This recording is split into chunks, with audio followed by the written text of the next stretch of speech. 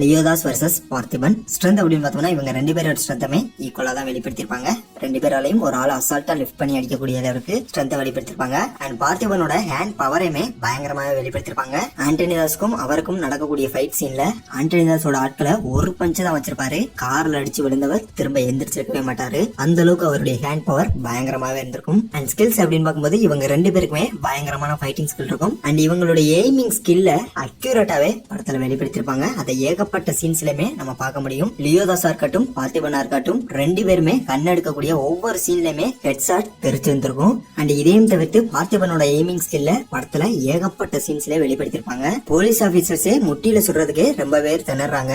But ஒரு சாதாரண மனிதனால எப்படி அத்தனை பேரை அக்யூரேட்டா சுட முடிஞ்சிச்சு அப்படின்னு பரிசோதனை பண்ண சொல்லும் போது அவர் கன் ஷூட் பண்ற விதமா இருக்கட்டும், அண்ட் ஆர்ச்சரி விடுற விதமா இருக்கட்டும், அண்ட் கோடாலிய மரத்துல விட்டு எறிகிற விதமா இருக்கட்டும், எல்லாமே சென்டர் ஆஃப் பாயிண்ட்ல மீட் பண்ணிருக்கும். அந்த அளவுக்கு அவருடைய எய்மிங் ஸ்கில் பயங்கரமாவே இருந்திருக்கும். அண்ட் இதையும் தவிர்த்து ஆண்டனிதாஸோட கார் சேசிங் சீன்ல அவ்வளவு ஸ்பீடா மூவிங் ஆகக்கூடிய டயர் பார்த்தே அக்யூரேட்டாவே சுட்டிருந்திருப்பாரு. இத்தனைக்கும் பைக்கை ஓட்டிக்கிட்டே. சோ இப்படி பார்த்திபனோட எய்மிங் ஸ்கில்ல ஏகப்பட்ட சீன்ஸ்ல வெளிப்படுத்தி இருந்திருப்பாங்க. அண்ட் பார்த்திபன் ஒரு அனிமல் ரெஸ்கியூவர். சோ ஒரு அனிமலை எப்படி கண்ட்ரோல் பண்றது, அதை எப்படி பழக்கத்தை கொண்டு வர்றது, அண்ட் அது எப்படிப்பட்ட அனிமல், இப்படி அனிமல்ஸ் பத்தின எல்லா விஷயங்களுமே அவருக்கு தெரிஞ்சிருக்கும். அண்ட் லியோதாஸ்க்கு ட்ரக்ஸ் தயாரிக்கக்கூடிய ஸ்கில்லுமே இருந்திருக்கும். ஆண்டனிதாஸ் பார்த்திபனை மீட் பண்ண வரும்போது இந்த சிகரெட் டி-ஸ்லாஷ் இதை நீ ஹனி பேச்சர் அப்படின்னு கூட சொல்லுவ அப்படின்னு சொல்லி இருந்திருப்பாரு. அண்ட் அது லியோதாஸ் உருவாக்குன பிளேவர் அப்படின்னு கூட சொல்லி இருந்திருப்பாரு. சோ இதுல லியோதாஸ்க்கு ட்ரக்ஸ் தயாரிக்கக்கூடிய ஸ்கில் இருந்திருக்கு அப்படின்னு நல்லாவே தெரியுது. அண்ட் பார்த்திபனோட வீட்டுக்கு எப்படியும் ஹேரோல்டு தாஸோட ஆட்கள் வருவாங்க அப்படின்னு தெரிஞ்சுக்கிட்டு முன்கூட்டியே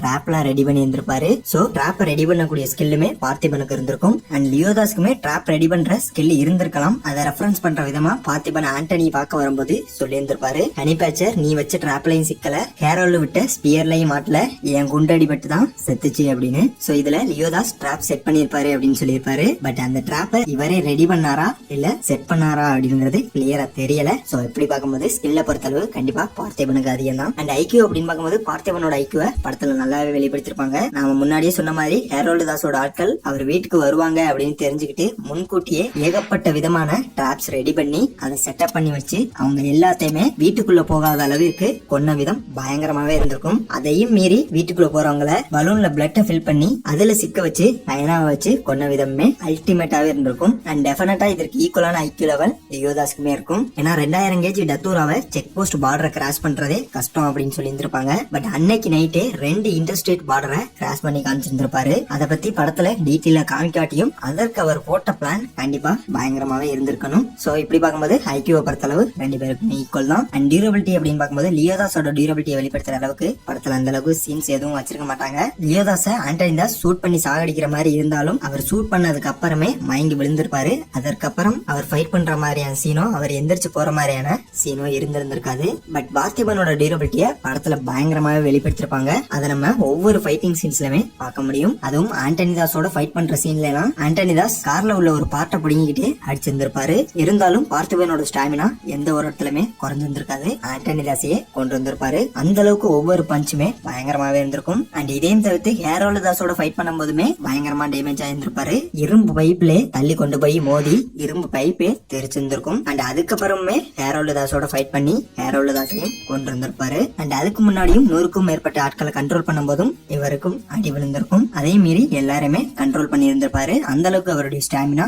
பயங்கரமாவே இருந்திருக்கும். அண்ட் இதெல்லாம் தவிர்த்துமே ஏகப்பட்ட சீன்ஸ்ல பார்த்திபனோட டியூரபிலிட்டியை வெளிப்படுத்தி இருந்திருப்பாங்க. கைனாவை கண்ட்ரோல் பண்ணும்போது முதுகுல கீறி விடுற சீனா இருக்கட்டும், அண்ட் ஜோசிய சுத்தியல் வச்சு முதுகுல கிளிக்க சொல்ற சீனா இருக்கட்டும், அண்ட் மார்க்கெட்ல நடக்கக்கூடிய ஃபைட்லயுமே சில அடிகள் வந்திருக்கும். பட் இதெல்லாம் விட இதுக்கு முன்னாடி சொன்ன விஷயங்கள்ல தான் அவருடைய டியூரபிலிட்டியை பீக் லெவல்ல வெளிப்படுத்தி இருந்திருப்பாங்க. சோ இப்படி பார்க்கும்போது டியூரபிலிட்டியை பொறுத்தளவு கண்டிப்பா பார்த்திபனுக்கு தான் அதிகம். அண்ட் ஃபைட்டிங் ஸ்பீட் அப்படின்னு பார்க்கும்போது மோரோவர் ரெண்டு பேருக்குமே ஈக்குவல் தான். பார்த்திபனால 100க்கும் மேற்பட்ட ஆட்களை கண்ட்ரோல் பண்ணக்கூடிய அளவிற்கு ஃபைட்டிங் ஸ்பீடை வெளிப்படுத்தி இருப்பாங்க. அதுல இவர் மேல சில அடிகள் விழுந்திருக்க தான் செஞ்சிருக்கும். அண்ட் ஹேரோல்டு தாஸ் ஆண்டனிதாஸோட ஃபைட் பண்ணியுமே அவங்களையுமே கொண்டு வந்திருப்பாரு. அண்ட் லியோதாஸ் 100க்கும் மேற்பட்ட ஆட்களை கண்ட்ரோல் பண்ற மாதிரி காமிக்காட்டியும் கண்டிப்பா அவருக்கு இதற்கு ஈக்குவலான ஃபைட்டிங் ஸ்பீட் இருந்திருக்கும். அதை நம்ம ஒவ்வொரு ஃபைட்டிங் சீன்ஸ்லயுமே பார்க்க முடியும். அண்ட் இதையும் தவிர்த்து லியோதாஸோட ஃபைட்டிங் ஸ்பீட், ஸ்டாமினா எந்த அளவுக்கு இருக்கும் அப்படின்னு ஆண்டனி தாஸே சொல்லி இருந்திருப்பாரு. பார்த்திபனை பாக்குறதுக்கு எத்தனை பேர் அனுப்பலாம் அப்படின்னு கேட்கும்போது பார்த்திபனா இருந்தா 4 பேர் போதும், அதே இது லியோதாஸா இருந்தா ஊரே பத்தாது அப்படின்னு சொல்லி இருந்திருப்பாங்க. சோ அதுலயே அவரால் எவ்வளவு பேரை கண்ட்ரோல் பண்ண முடியும் அப்படிங்கறத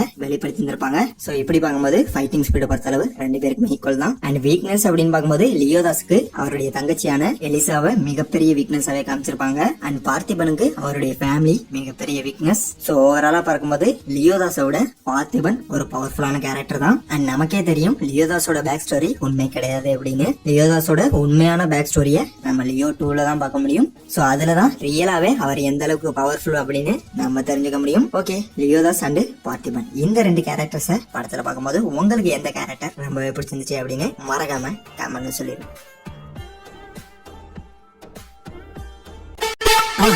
மறக்காம சர்ப்ரைஸ் பண்ணுங்க.